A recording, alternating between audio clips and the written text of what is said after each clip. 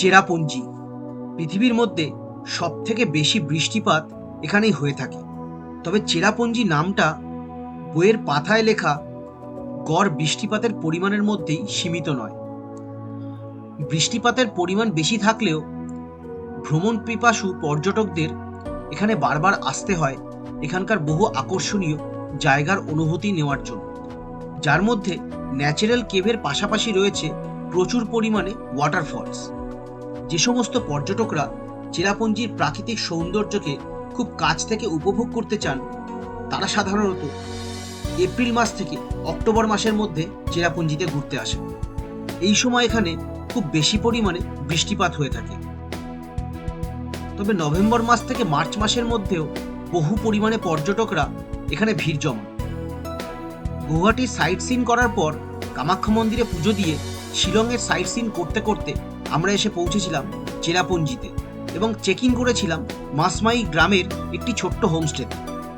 সেই সমস্ত তথ্য এর আগের পর্বে আমি আপনাদের সাথে শেয়ার করেছি। সেই ভিডিও যদি আপনারা না দেখে থাকেন তাহলে ওপরে আই বাটনে এবং ডেসক্রিপশন বক্সে লিঙ্ক দেওয়া আছে। আপনাদের কাছে সেই ভিডিওটি দেখার অনুরোধ রইল। আশা করি আপনাদের ভিডিওটি ভালো লাগবে।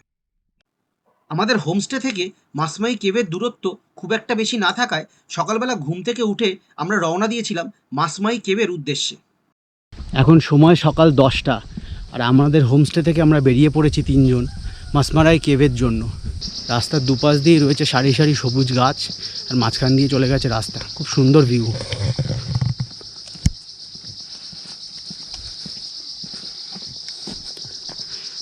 আর এখানে একটা ছোট্ট ঝর্ণার মতো রয়েছে।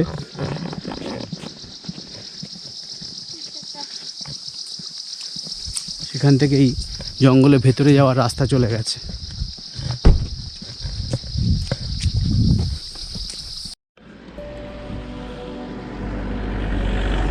মাসমাই কেভ আমাদের হোমস্টে থেকে পায়ে হাঁটা দূরত্বে থাকায় মাত্র কয়েক মিনিট হাঁটার পরেই আমরা পৌঁছে গেছিলাম কেভের গেটে। রোদ ঝলমলে সকালে রাস্তার দুপাশে দাঁড়িয়ে থাকা সারি সারি সবুজ গাছের মাঝখান দিয়ে হেঁটে যেতে বেশ লাগছিল।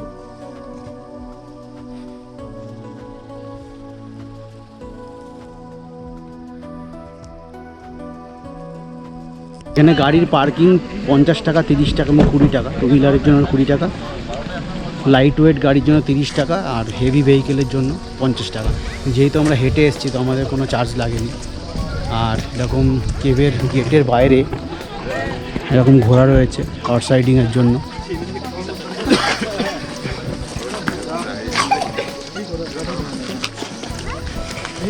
তো এর কাছে থাকার কিন্তু একটা বেনিফিট হচ্ছে আমরা গাড়ি আনিনি, তো আমাদের কোনো পার্কিং চার্জ লাগলো না। আর এখানে বেশ কয়েকটা এরকম দোকান রয়েছে। এখানে আরও কয়েকটা রেস্টুরেন্ট আছে, এগুলো খোলা আছে।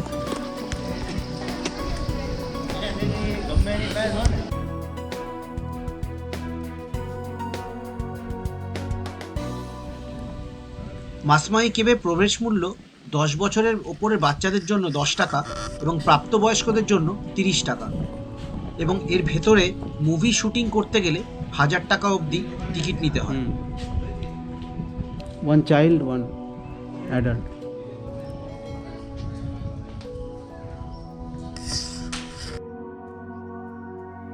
টিকিট কাউন্টার থেকে কেভ অবধি পৌঁছানোর জন্য রয়েছে একটি ছোট্ট সিঁড়ি, যেখানে 50 থেকে 60টি সিঁড়ি পেরিয়ে কেভ অবধি পৌঁছাতে হবে।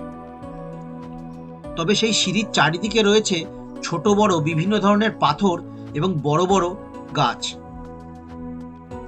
ন্যাচারাল কেভের একটা অনুভূতি কিন্তু এখানে বেশ ভালোভাবে পর্যটকরা উপভোগ করতে পারে।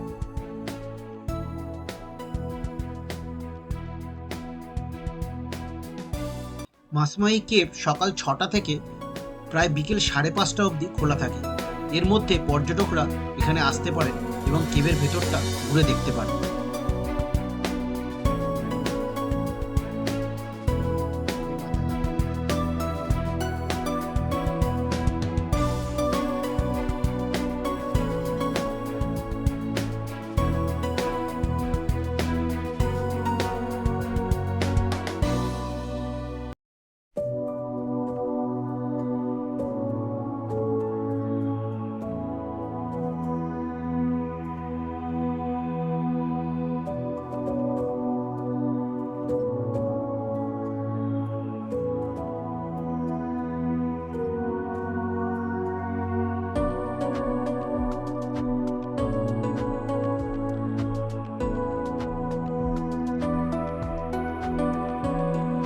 আমরা মাসময় কেভের ভেতর থেকে যাচ্ছি, আর কেভটা কিন্তু দেখে মনে হচ্ছে ন্যাচারাল কেভ।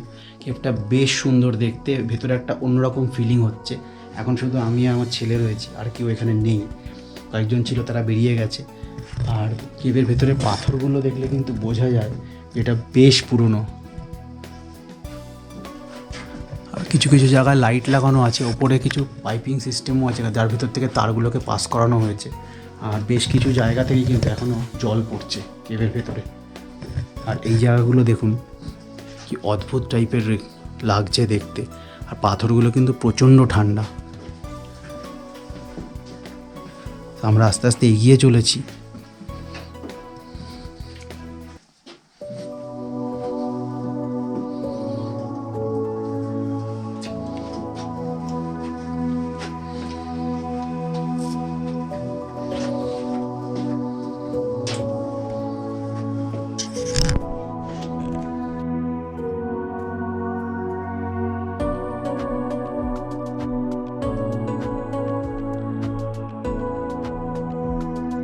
মাসমাই কেভের ভেতরে বেশ অনেক জায়গায় ছোট ছোট লাইটের ব্যবস্থা করা আছে, তবে কিছু কিছু জায়গায় একেবারেই আলো ছিল না, এবং কিছু কিছু জায়গায় অনেকটাই নিচু হয়ে কেভের ভেতর থেকে আমাদের যেতে হয়েছিল।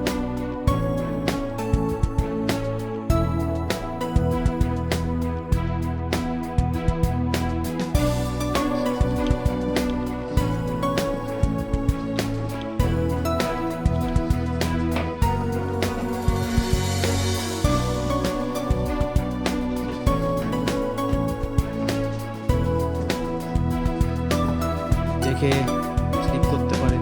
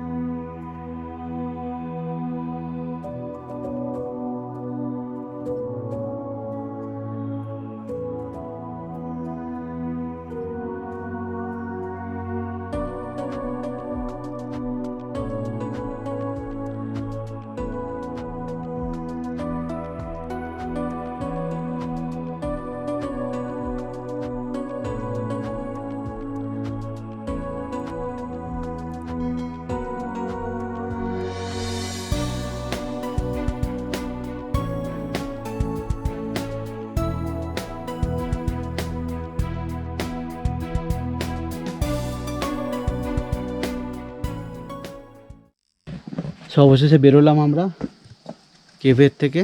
আর দারুণ এক্সপিরিয়েন্স, কিন্তু আপনারা যদি এখানে আসেন চেরাপুঞ্জিতে, এটা কিন্তু অবশ্যই এক্সপিরিয়েন্স করবেন। খুব একটা কঠিন নয়, তবে হ্যাঁ বয়স্করা থাকলে একটু অসুবিধা হতে পারে, বাট ইয়াং যারা আর বাচ্চারা কিন্তু এখানে আসতে পারে। মোটামুটি 7-8 বছরের বাচ্চার থেকে শুরু করে একদম 55 ইয়ার্স অবধি সবাই এখানে আসতে পারেন। প্রপারলি লাইট প্লেস করা হয়েছে যেখানে এখানে দরকার। আর কয়েকটা জায়গায় একটু ডিফিকাল্ট হতে পারে পা রাখা, আদারওয়াইজ কোনো অসুবিধা হওয়ার কথা নয়। সো এবার এখান থেকে নিচে নামতে হবে, সিঁড়ি আছে। আর তারপরে আমরা ফিরে যাব আমাদের হোমস্টেতে। এই মসমাই কেভের বাইরে কিন্তু এক্সিট গেটের কাছে একটা সাইনবোর্ড রয়েছে, এখানে লেখা রয়েছে সেকেন্ড মসমাই কেভ। তো এখানে কিন্তু আরেকটা কেভ রয়েছে যেটাকে আপাতত বন্ধ করে রাখা হয়েছে। আর ছবি তোলারও কিন্তু খুব সুন্দর সুন্দর জায়গা আছে, দারুণ দারুণ ছবি তুলেছি ভেতরে। আর সেই ছবিগুলো দেখার জন্য ট্রিপ টু ওয়াচের ইনস্টাগ্রাম অ্যাকাউন্ট কিন্তু অবশ্যই ফলো করুন। আর কেমন লাগছে ছবিগুলো সেগুলো কমেন্ট করে জানাবেন আর লাইক করবেন ছবিগুলো। আর আপনারাও যদি এই কেভে এসে থাকেন, মসমাই কেভে, আপনাদের কীরকম এক্সপিরিয়েন্স হয়েছিল সেটা নিশ্চয়ই জানাবেন কমেন্ট বক্সে কমেন্ট করে। চলুন, আমি বাইরে চলে এসেছি।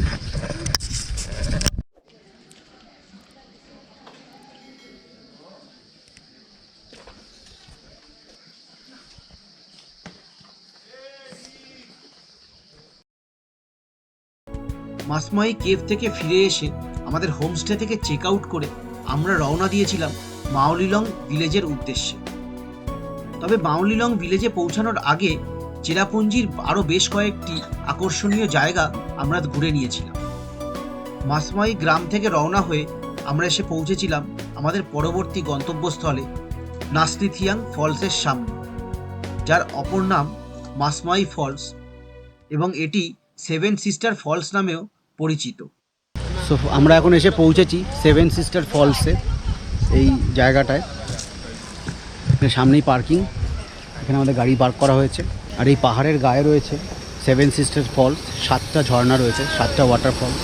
তবে এখন শীতকালে কিন্তু সবকটা ফলস অ্যাক্টিভ নেই, 3-4টেই বোঝা যাচ্ছে দূর থেকে দেখে। বর্ষাকালে যদি আপনারা আসেন জুন জুলাই আগস্ট মাসে, তখন কিন্তু 7টা ওয়াটারফলস একদম স্পষ্টভাবে বোঝা যায়, অ্যাক্টিভ থাকে। আর এখানে বাচ্চাদের খেলার জন্য পার্ক টাইপের রয়েছে, স্লিপ রয়েছে, দোলনা রয়েছে, ওপাশেও রয়েছে। আর ওপরে একটা ভিউ পয়েন্ট রয়েছে, যে ওপর থেকে দেখার জন্য একটা জায়গা রয়েছে।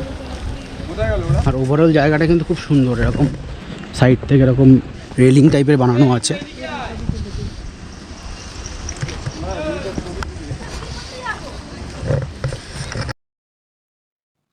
মে মাস থেকে সেপ্টেম্বর মাসের মধ্যে এই জলপ্রপাতগুলিকে খুব সুন্দরভাবে উপভোগ করা যেতে পারে, এবং একটু বৃষ্টি হলেই সেই সময় এই জলপ্রপাতের সামনে রামধনুও তৈরি হয়ে যায়। ওপরের ভিউ পয়েন্ট থেকে এই 7 সিস্টার ওয়াটারফলসকে দেখতে আরো অনেক বেশি সুন্দর লাগে।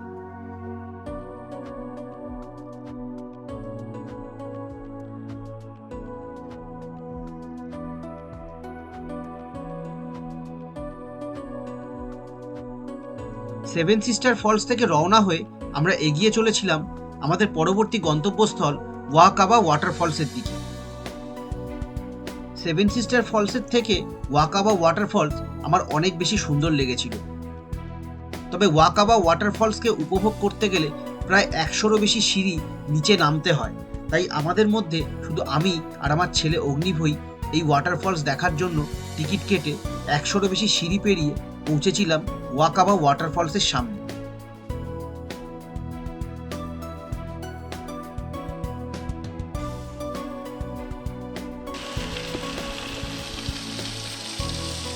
বেশ কিছুটা নিচে নামার পর আমরা একটি ছোট ব্রিজ পার করেছিলাম, যার পাশ দিয়ে একটি ছোট ঝর্ণা নিচে নেমে যাচ্ছিল।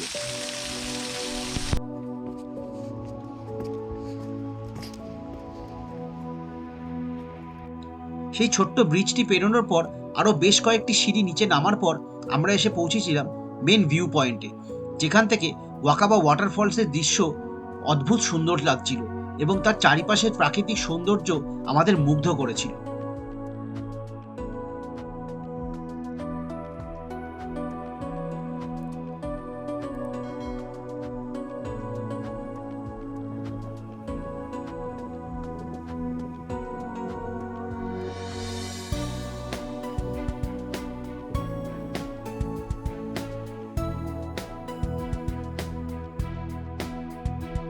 চেরাপুঞ্জির এক একটি আকর্ষণীয় জায়গা পর্যটকদের এক এক রকমের অনুভূতি দেয়। কোনোটার সাথে কোনোটার মিল পাওয়া একটু কঠিন, তবে প্রত্যেকটি জায়গার প্রাকৃতিক সৌন্দর্য পর্যটকদের মুগ্ধ করে।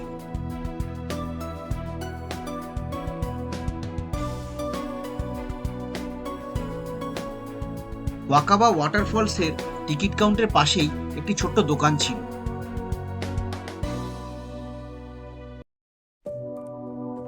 যেখানে বিভিন্ন ধরনের সাজার জিনিসপত্র এবং ঘর সাজানোর জিনিসপত্র বিক্রি হচ্ছিল।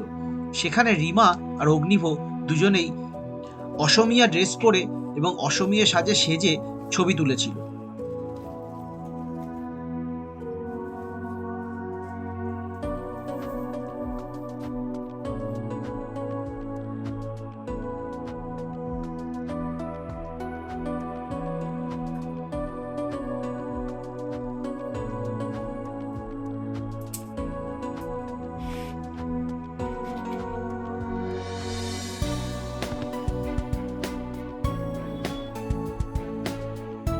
ওয়াকাবা ওয়াটারফলস থেকে আমরা রওনা হয়েছিলাম মাইলিলং ভিলেজের উদ্দেশ্যে। তবে সেখানে পৌঁছানোর আগে দুপুরবেলা একটা রেস্টুরেন্টে দাঁড়িয়ে আমরা লাঞ্চ করেছিলাম।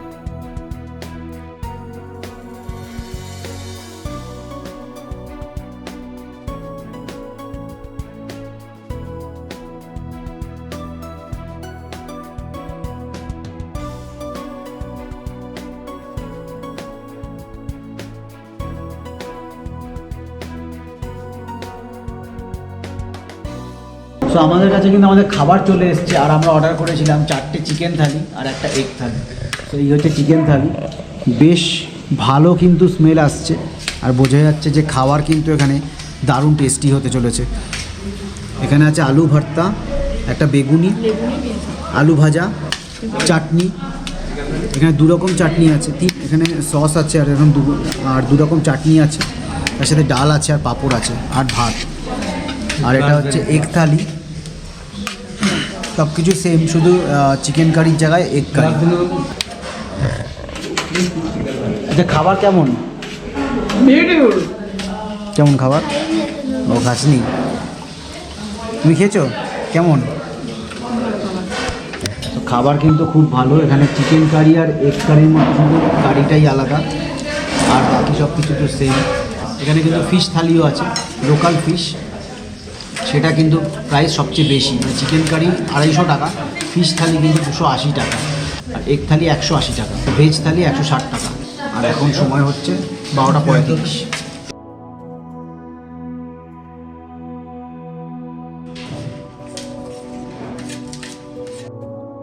দুপুর 1:30 নাগাদ লাঞ্চ শেষ করে আমরা আবার রওনা হয়েছিলাম মাইলিলং ভিলেজের উদ্দেশ্যে। এশিয়ার ক্লিনেস্ট ভিলেজকে ঘুরে দেখার জন্য আর এক্সপ্লোর করার জন্য আমরা সবাই খুব উৎসাহিত ছিলাম। মাইলিলং ভিলেজে পৌঁছাতে আমাদের প্রায় সন্ধে হয়ে গেছিল। তবে সেখানকার সমস্ত গল্প নিয়ে পরের পর্ব আসবে খুব শিগগিরই।